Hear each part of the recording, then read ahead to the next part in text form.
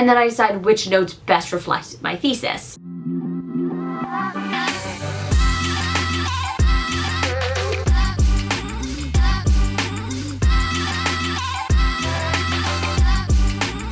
Hey friends, welcome back to my channel. This week I want to talk to you guys about how I plan and take notes for a 5-page paper.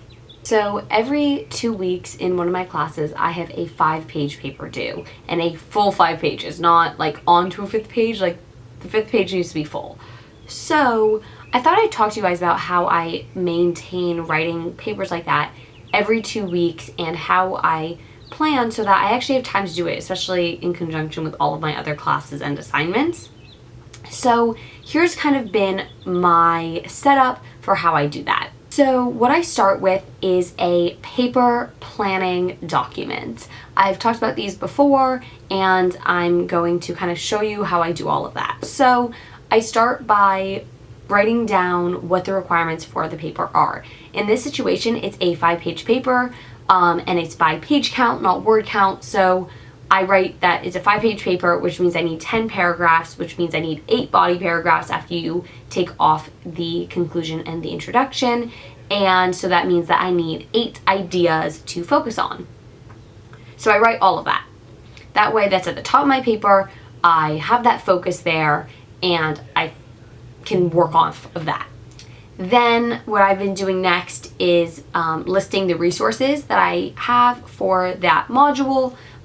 This is my social issues in film class. So for this particular paper, I had the reading, 2 crash course sociology videos, and 3 movies to watch. I write all of those there so that way I kind of know where my bank is. Then I like to write down what the prompt is. I know I can just as easily like go back and check the assignment, but I like to just have it there and all in one space. Then I create a section that goes over what my ideas are, so that way I can kind of just brain dump some stuff, and whenever I start to think of ideas, I just write them there. Then I can narrow and, you know, get things all pulled together. And then what I like to do is move them around to be what order I want them to appear in the essay. So for this class, because I'm doing readings and watching content, then writing the paper, I've just put a note section. I separate it by the content. So I take my reading notes in on a different platform. I use Notion for that. Those notes will be separate. But for the films that I watch, I separate it by which film. And then I just start writing down notes as I'm watching. What I've found to be really helpful about that is I can get all of my ideas down. It helps me watch the film with a more analytic eye. And I do the same if I'm reading something. This is kind of the same structure I'll usually use if I'm doing an analysis on a book for a class. Same idea. I'm just going to talk about it in the form of films because that's what these papers are on.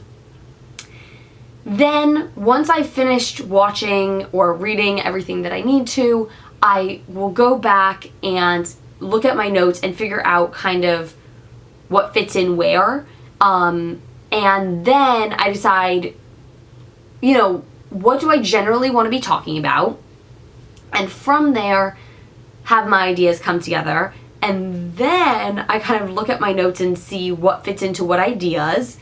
And then I decide which notes best reflect my thesis. For example, with this particular paper, it was talking about gender representations, gender expectations, and all of that in the films I chose to watch were The Incredibles 2, Misrepresentation, and Boyhood.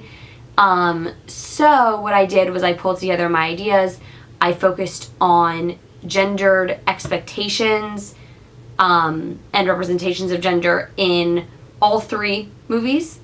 Then I talked about the reversal of gender expectations in all 3 movies and all of that.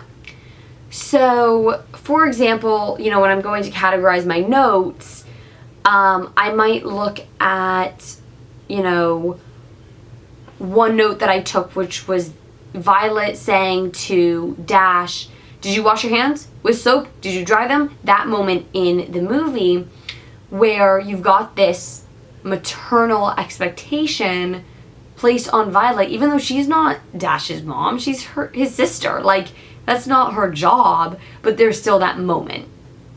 That would then go into the gender expectations paragraph.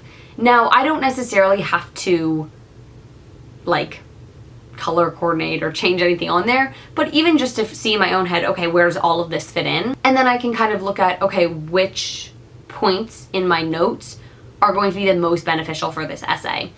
And then I follow the loop strategy that I've talked about in my videos before. I will have it kind of come up on here so you guys can see what I do there. And, you know, I don't try to stick too carefully to the plan that I come up with in the beginning. You know, it has to still fit the thesis and all of that. But for example, in this paper, I planned to have one paragraph for each of the movies for the expectations of gender, and one paragraph for each of the reversal of those gender expectations, and then one paragraph discussing gender in narrative storytelling, and just that paragraph would cover all three.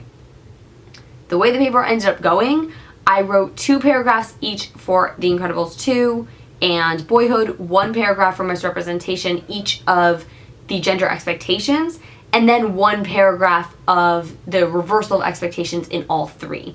And that was because by the time I got through the gender expectations, I was already on a 7th page. And I couldn't really justify doubling that or anything like that. So I said, okay, you know what? At this point, it just makes the most sense to leave it at that and adjust my vision for this. So that's how I plan and prepare for a 5-page paper every 2 weeks. Let me know if you have any questions about how I do any of this or about writing papers or anything, and I will see you guys next week. Bye!